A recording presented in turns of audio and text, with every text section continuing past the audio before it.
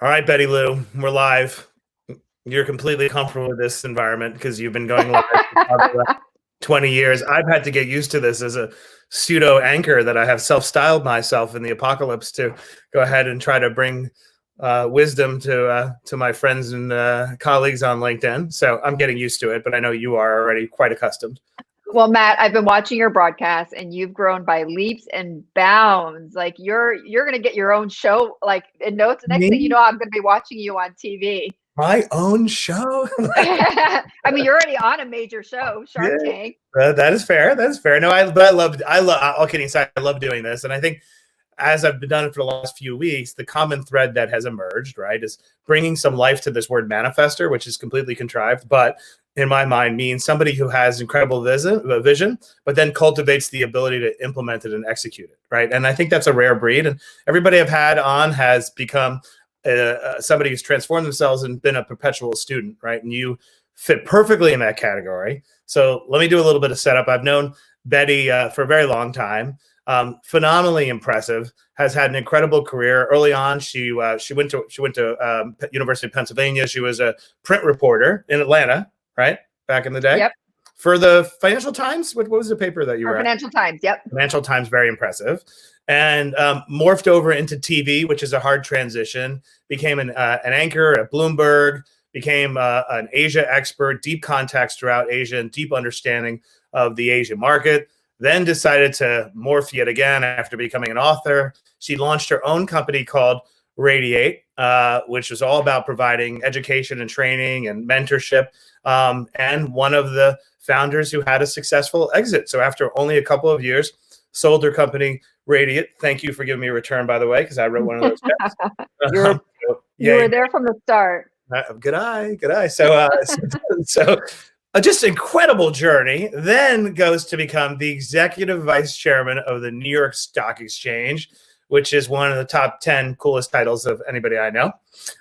So you're just a force. And what I think is most interesting about your life is how many incredible people that you have tapped into and how much knowledge you've sort of picked up along the way, which is extraordinary.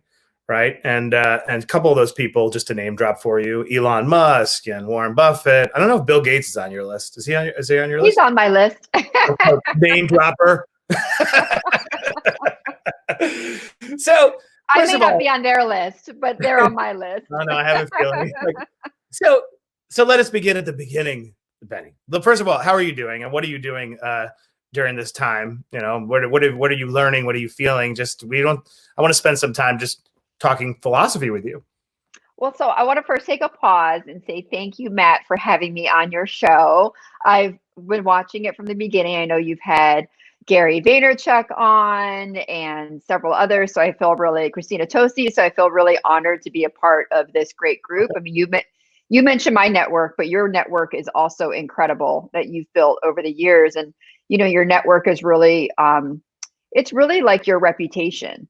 And people are in your network because of your reputation. So I think like when people look at your network, it's really who you are and how you treat people, and it's your reputation. So I think it's just a testament to who you are. Thank you.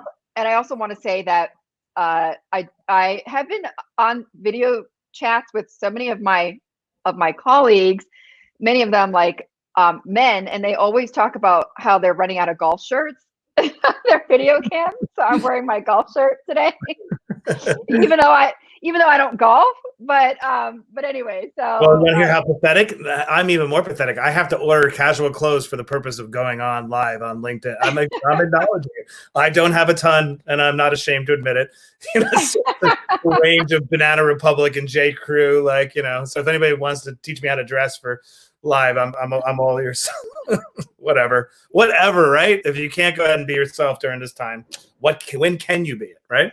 Completely. And I think we're all, you know, we've talked about this before that, you know, you're really seeing a lot of people's personalities, you know, during this time with, you know, the video, the conferencing and, you know, you obviously see my background here. I'm very, very conscious of it looking like a TV studio just because we're doing a lot of videos actually at the New York Stock Exchange. So we're actually recreating studios. This isn't just only my setup. We have several of our colleagues, including, Stacy, our president, like she's got a similar setup, because that's actually how we're really connecting to our network.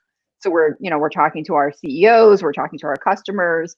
And anyway, so we always want to put what is the job of the New York Stock Exchange in the middle of this time? I mean, it's pretty, you're like have custody of this incredibly historic institution that we look to as a beacon of perseverance, right? I remember after 9/11, it was so important that we got the stock exchange back up. I remember we went to ring the bell not that long after with, was it Lou Eisenberg back in the day? I can't remember, but I remember the whole idea was to get it ramped up as quickly as possible, right?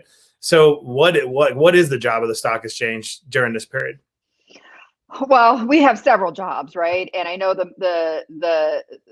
lot of the focus right now is on our floor, and when we're going to be reopening our trading floor, which we had closed back on March 23rd. And of course, just the fact that we have so many people focused on it is just another testament to how important our trading floor is, how important the New York Stock Exchange is to the economy, to the markets, and really just to confidence, right? Confidence at this time. And so it's just, in many ways, it's just reiterated that for me. I really miss being back in that building. I haven't been there for 6 weeks or so. And a lot of what so the New York Stock Exchange, I won't go into all the business details about it, but what is incredible about the NYSE is that we have this global community of 2,200 listed companies. And I don't look at them as companies. I really look at them as a community of people. And the people are so diverse, they're so dynamic, and we constantly, on a constant basis, are exchanging views with them. We're partnering with them. They're coming to the NYSE to launch products or to hold their investor meetings or their board meetings, and we're just always finding ways to exchange. To literally, I mean, we are a stock exchange, but we're literally exchanging ideas and sharing best practices. I mean, we'll be doing a ton of that during this time period, because, as you know, Matt, a lot of leaders are looking for information, and they're looking to see what other leaders are doing. And that's, we've been at the center of that to help them during this crisis. The other thing that we've been doing that I've been excited about is we've been giving them this platform where they're able to tell their story about how they're leading and managing their teams. So we've been creating a lot of great video series. One of them is called Work This Way.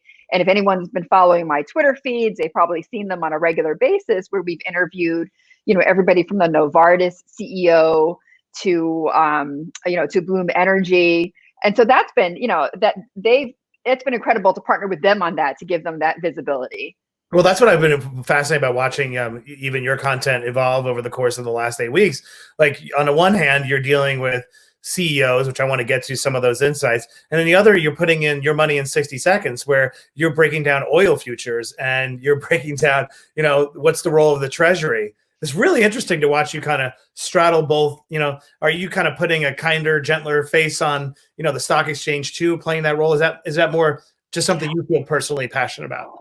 Well, there is no other iconic brand. I mean, there are very few, and obviously I'm talking from my own biased perspective, but I genuinely believe this, and that's why I joined the NYSE, is that there are very few iconic global brands that people kind of know instantly, right? Like people know Coca-Cola instantly, they know Nike.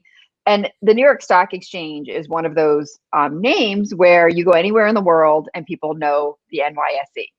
So, and again, so that is why, that is why I was so excited to be a part of this great group.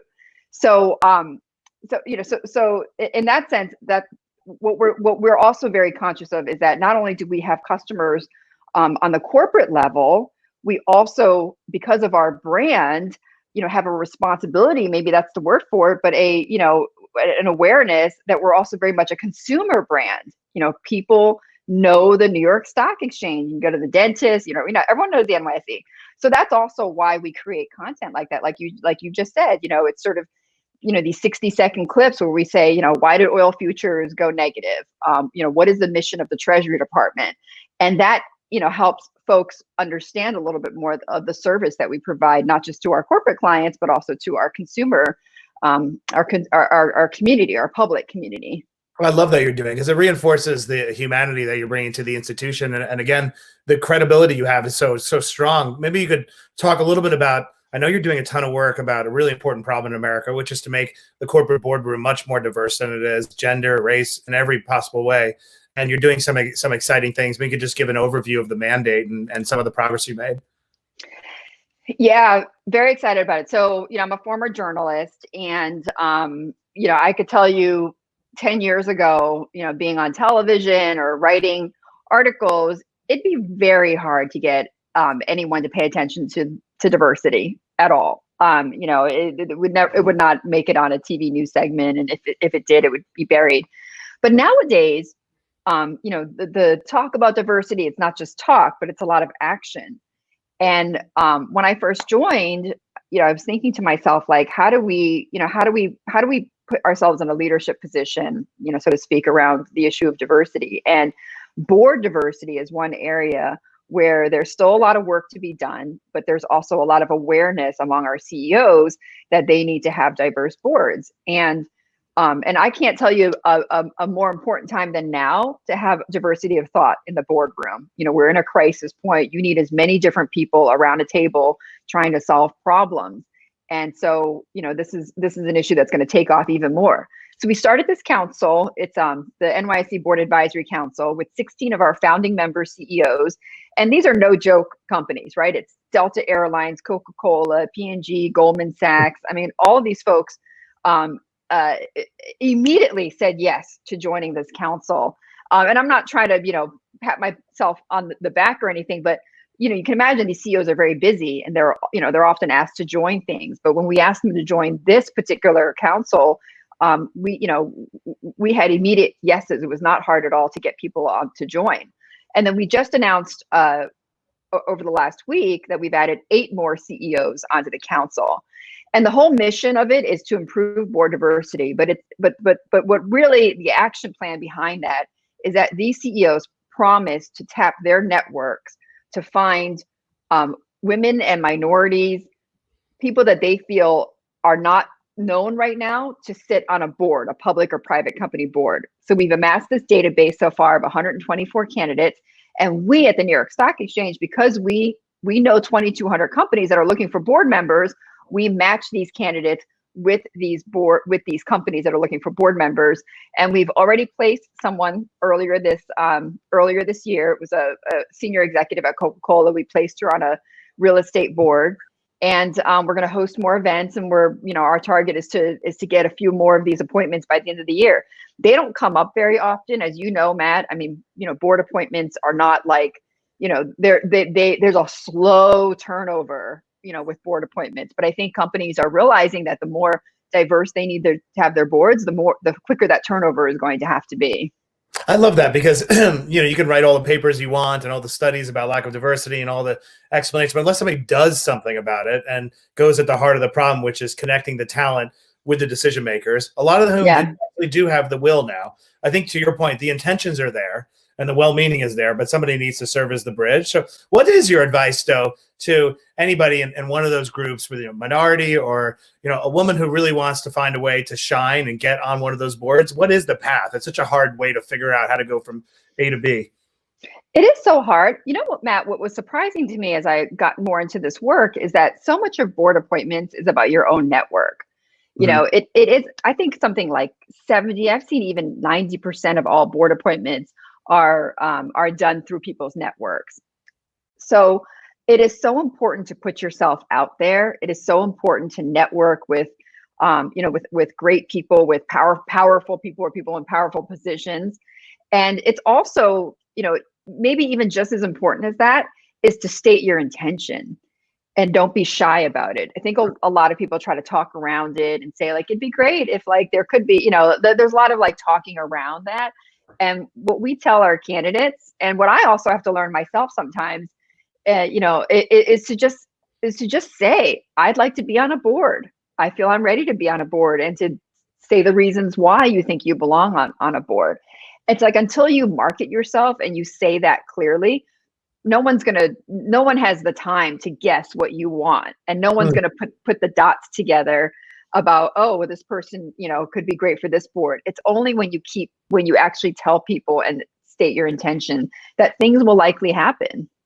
That's like gold. I just want to sit with that for a second, because that's a golden piece of advice. I mean, not just for this topic, but for any topic, right? No one has the time to guess your intentions, to state your intentions. This is amazing. It really is, Matt. And it's something that I've learned in my career, because I used to be the kind of person that would just like, oh, well, my boss will see how great I am. Or like, I'll just like, I'll do my good work and like everything will happen. And no, I mean, yes, you have to do your good work, but you also have to just tell people, like, raise your hand. Like, I want to do this. Like, I would like to. And the worst that can happen is nothing happens. Somebody says no, or like they don't pick you, but you have to actually like say it.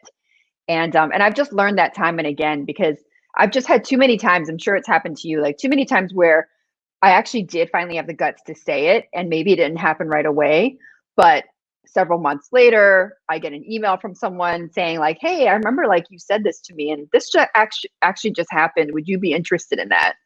So, yeah, so I think stating your intentions is so important. Let's transition. I love that topic and that golden piece of advice that we just left on. But now I'm looking at you thinking, I've known you through so many different chapters of your life, and now I'm just looking at you own the New York Stock Exchange. I mean that positively, own the role, and like make incredible positive impact, watching what you're doing, on the board projects and everything else. So how do you keep reinventing yourself? Like, how do you muster the confidence to sort of assert one day that you're an author, you're an anchor on TV, you're a startup founder, and now you're at the stock exchange? I don't know how you answer such a nebulous philosophical question, but a lot of people out there are going to be struggling with reinvention, and I want to hear your thoughts on it. You know what's funny, Matt? Like, so I grew up in a very tiger Chinese family. Like, my dad wanted me to be a doctor. He's a doctor, retired doctor. And like, I'm not trying to be stereotypical, but in like my family, as many Asian American families, it's like your parents teach you to just go, go, go. And it's like goal after goal, and and to be ambitious and all that stuff. And it's all about like obtaining things, and again, not trying to be negative here. So I don't want to get, hate mail from, from my Asian American I'm just being counterpart. quiet. You notice I'm not saying a word, but yeah, continue. But I think a lot of people can identify with that, like in your life, particularly in your younger years, like in your 20s and 30s, like it's all about like attaining things, or like titles and money and things, and like having that perfect life and all of that stuff. And then I just think that like you get to a point where maybe you've gotten to those goals and you realize like actually, you might be happy for a little bit, but you're again unsatisfied. And so then you try to get the next goal and you're happy for a little bit, and then you're unsatisfied. So then you really kind of take a step back. And by the way, I believe this happens to everybody at a point, and it's usually like in the later stages in their life, like in their midlife, where I am right now. Not me. And you get to a point where you have a little more maturity, and you realize like it's not so much that sometimes things happen when you just take a step back.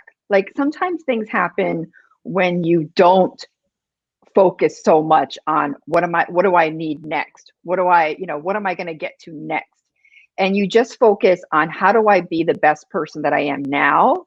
How do I bring my best self into this world now and do the best work now, versus what's my future? And I often found that like when I, in my darkest moments, or in moments where I just really didn't know what I was going to do next, and I would just try to focus on what I'm doing at that moment and do the best work, like that's when like doors would open, and something that I just really didn't know was going to happen happened. And I don't know whether it's the universe that, opens up for you at that time. And I feel like I can say that on the show, because you talk about the manifestor mindset. A lot of successful people, you'd be surprised. A lot of successful CEOs, like they're very like, I don't want to say spiritual, but they believe in the whole thing around like there's signs that come to you from the universe, or there's things that just happen that like happen for a reason. And I think like when you hit those moments in your life, like, and you stop focusing so much and get so anxious about the future, and you just stop and think about like what's going on now and how to be your best self, like that's actually when things really happen. Do you ever struggle with the thought, maybe when you're starting a company or even joining the stock exchange, like I don't belong here, I'm out of my element, where do I get off? You know? Everyone, like, yes. I mean, everyone has the, well, I mean, not everyone. We'll never I expect it with you because you've had to live in a public life for so long, right? So we presume somebody like you, so comfortable in front of the camera. Well, you don't deal with that, right? I mean, you're way past that. So I always think it's important to open up about those emotions. Well, the downside is it never ends. Sorry, people. You will never arrive at a plateau where you're completely self-possessed. The good part is that everyone's dealing with the same thing, right? Like we all have to work on it. Yeah, and I will tell you that, you know, the higher up I've gotten, or the more senior I've become, or the more I've interacted with senior people, the more I realize that we're all just human beings and we all have the same hopes and fears and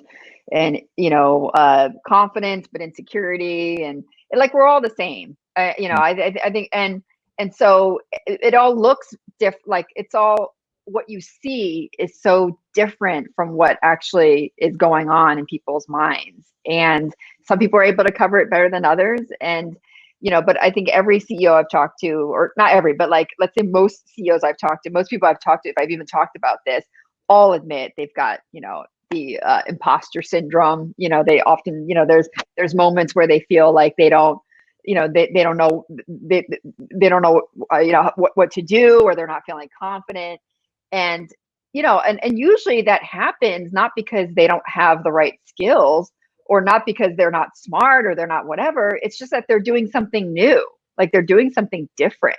And when you do something different, like you're not going to have all the skills, like you're not going to have all the knowledge, and that's just going to take time. When we grow up in our careers, like we tend to specialize, like we get to a point where we specialize in a certain thing. And with that specialty, you get that confidence. And so when you get that imposter syndrome is really when you're moving into something else and you're taking a risk. So I actually, I welcome being uncomfortable. I welcome that. I don't love it, but I also know that it's temporary. I love what you said. I look at it as a feedback loop. Like when you're standing on the precipice of transformation, it's when you conjure your own enemy. It's that inside voice. That's almost like a feedback loop. Oh, it's happening. Because there it is. There's that moment of intense doubt and pain and suffering, and then you break through, right? Everything I've done in my life has been tremendously uncomfortable and painful. It's like, oh, now is your time. You're going to put that voice in my head, and then you overcome it. And then you miss it, right? And then you finish it, and you're like, oh, I kind of missed the journey. It's like when you run the marathon, and you're euphoric when you're on the Verrazano, but then after you collapse at the end, you're looking back like, I kind of missed the training, right? You begin to get addicted to it. All right, I have totally changed topics. I'm thinking this is the second person in a week who has something. You have something very much in common with Dominican Sue, who you may not know this, but he's an NFL. I know him. Okay, yes. Okay. I didn't mean it. Like I just didn't know. I think you may have introduced us at some point. Okay, so fair. One of the football games. Right. So I feel left out because I'm the only person who's not on a first name basis with Warren Buffett. So I know you are, and how you once a year venture out and spend time with him. So like, can you just take us into the car ride when Warren Buffett takes you for a ride? Like, you know what I mean? Like, what's he like one-to-one? I don't know if you've ever gone to the McDonald's drive-through. Any color I crave to hear. I'm a little bit of a Warren Buffett fan, so anything you could share would be great. Yeah, it's hard not to be a Buffett fan. I mean, for someone who, just has been such a part of American culture and American business culture, and he really is. I mean, so the story behind Buffett is that when I was at Bloomberg TV, when I first joined, my editors said, we need to get Warren Buffett on Bloomberg television, and that's your job. Do it. So, and I had no idea how to do it. I didn't know anybody around him. So it was like a context for all the youngins out there. Bloomberg TV then is not what Bloomberg TV is now, right? No, I mean, it's the upstart trying to like, hey, Warren, like, exactly. It's not CNBC at the time. That's right. I mean, it was sort of like the, scrappier rival, so to speak. And so it was a couple of year journey to eventually get him to join me on Bloomberg TV. And just to make a long story short, what really changed the dynamic between us, because I'd been I'd probably gotten about 18 months of no's, like rejections from him in his office, is that I finally turned my thinking around and thought, what can I do for him? Like, how can I speak to him in the way that he wants, that I can do something for him? And so, what I began doing was I began sending him articles on things he's interested in. I remembered his birthday and sent him a, little birthday gift. Like, I just thought about like things that would make him feel like, okay, like you understand me. Like you know what I like, and you could be of benefit. Like having a relationship with you means that I also, it's not just about me giving you something, which is an interview, but you also helping me. So when that change, that dynamic change is when, 6 months later, he was like, sure, he invited me out to Omaha to do an interview. And it was our very first interview for Bloomberg TV. And it wasn't at that time that he drove me around in his Cadillac. I went back and forth several times. But through the years, as we've done interviews and got to know each other, and I've got to know the Buffett family, there was one particular time where I arrived in Omaha, and yes, he picked me up in his Cadillac, and it was, it was. I say this with love, but it was like really messy in there. And,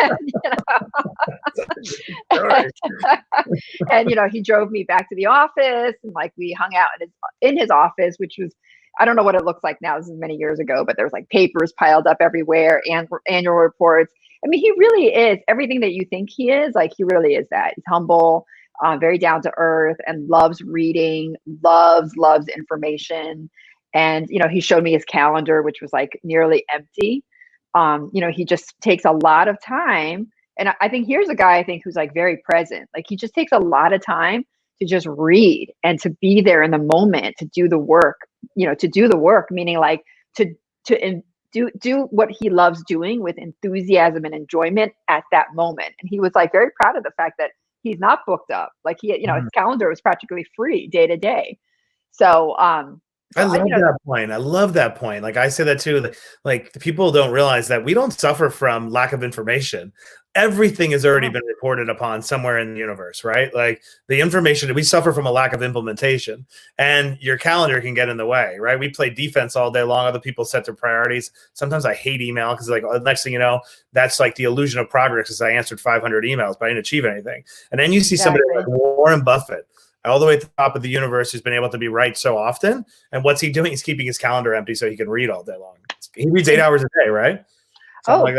Something like that. I mean, I don't know the exact hours, but yeah, he just, he spends his time doing what he loves, and keeping himself free so that he can be there to absorb all that, all that information. And I agree with you. Like, I think even at the beginning of this work from home, shelter in place, I found myself like, just my calendar was inundated with meetings that people would just throw on the calendar, because I think everyone just thought, oh, now that we're all working from home, we're all free. Like, we don't have, there's nothing to do or something.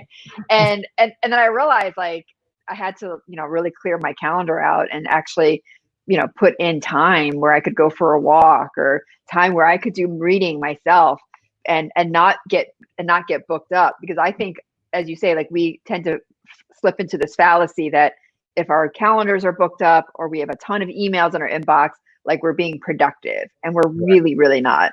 Yeah, I focused on one word for this chapter of my life, because I have this anxiety too. Like, I don't want to lose this opportunity for personal growth, right? Like, if we're going to have to succumb and deal with everything we have to deal with, you might as well have some type of growth to be the legacy of it. And so I have one word I say to myself: impact. Like, use time correctly. Like, keep your calendar clear. I find that while there may be more like wasteful breaks, if there is such a thing, where I allow myself to be less productive, the quality of my work is 3x more impactful than it was prior, because I'm setting my own priorities, and I'm doing things that take a lot of emotional energy. And that might be like 2 or 3 hours of intervention, working with a company or a CEO, that I couldn't have done if every 10 minutes somebody's trying to schedule and come in, like, make a decision, because decision fatigue is a real thing. And if my days usually start 5:30, by the time I reach, 8, I'm like, I'm not making the decision. Like, I don't even want to order food. Like, I just completely fried. Whereas now I'm being much more defensive of the calendar. And I'm sure I'm like a lot of other people. Like, I don't want to let that go when the all clear is sounded. I don't know what that means. I just know I need to hold on to that insight that there is a way to be more productive and impactful with your time. Right. And all right, another question. He just had a baby. You just had a baby recently whose name I can't pronounce. But I know you've interviewed Elon Musk before, right? Yeah. Anything? One little wisdom nugget that came from that experience. So there's been a lot of things I've learned from him through the years. And just in all transparency, I haven't talked to him in several years. Mm-hmm. So to me, I feel like there was like Elon Musk 1.0.2, right? Exactly. Like right. Occupy Mars. Yeah, there's different iterations, but whatever. But I'm sure the core and the essence of who he is still there. I think it was like, I think the whole issue of fear was a really good lesson that I learned from him. I interviewed him for my book, Work Smarts, and I went to go visit him at SpaceX, which was so cool. And we did a tour, and then we grabbed lunch, and we sat down in his office, and just started chit chatting about his life. And he talked to me about like growing up in South Africa, and sort of like what a precocious boy he was, like all that sort of stuff, and how he's pretty fearless. And so this whole theme of fear like kept coming up in our conversation. So so one of my questions was like, Elon, like you seem so fearless. Like you've started several companies, you've been, close to bankruptcy, you've made billions, lost billions, and like you just seem so fearless. And he kind of looked at me funny and was like, "Are you kidding me?" He's like, "I'm one of the most fearful people in the world." And I was like, "Okay, well, describe to me what you mean by that." And he said, "Look," he said, "I do wake up every day fearful. But he said, the fear that really drives me is the fear of regret. I'm really afraid that I'm going to regret not having done something. And so that's what drives me." And it made so much, after he said that, it made so much sense to me why he just seems like this man that's like on this incredibly self-driven mission to, in your words, impact the world. Whether it is through electric vehicles or through landing on Mars or through solving LA traffic, whatever it is, he's on this earnest mission. And that mission is driven by what I would call a healthy fear. I don't think, it's a healthy fear of like, I don't want to miss this opportunity. Like, I don't want my life to be wasted. I want it to have meaning. And that really was very impactful to me. And I've taken a lot of that from him. I love that. It reminds me of a line in Hamilton. If you've seen Hamilton, why do you write like you're running out of time? Like it's kind of, I think that's a common thread of people who really strive a lot, is that sort of slight angst of like, I'm running out of time, mindful of my mortality. And I don't want to, I want to leave it all on the table, leave it all on the field. But I'm mindful of your time, Betty. This is like, I have to now go back through this and parse out how many incredible golden nuggets of wisdom. Make your intentions be known. Now I'll summarize. Professor Higgins, I've adopted the moniker for today's session. Make your intention known. Fear of regret and so forth. Keep your calendar free and be intentional with your time. I'll categorize the rest. And intentional with your goals and intentions. State your intentions. Don't be afraid. All right, quick plug for you. Your book, Work Smarter, right? Work Smarts. Work Smarts, yes. Work Smarts, available on Amazon. Follow you on Instagram for your money in 60 seconds, right? Yes. Follow you here on LinkedIn. Social media, on my LinkedIn, yes. All right, well, and keep doing the great work you're doing at the stock exchange. It's great to see, and it's a really important objective to bring diversity to board. So, and thank you for coming on with me. And same to you, Matt. Keep doing your great work. I think you're doing such a great service to people who need this kind of motivation and also insight about manifesting your life, like your full life. Right. This is just one of our conversations on display for the whole world. It's great. And we should just open up and share as much as possible. But have a great day. Agree. Hopefully your power doesn't go out in about 10 minutes. I know. It's like, I better get my walkout. Yes, go for it. All right, take care. Bye, everybody. Have a great weekend. Bye, guys. Bye.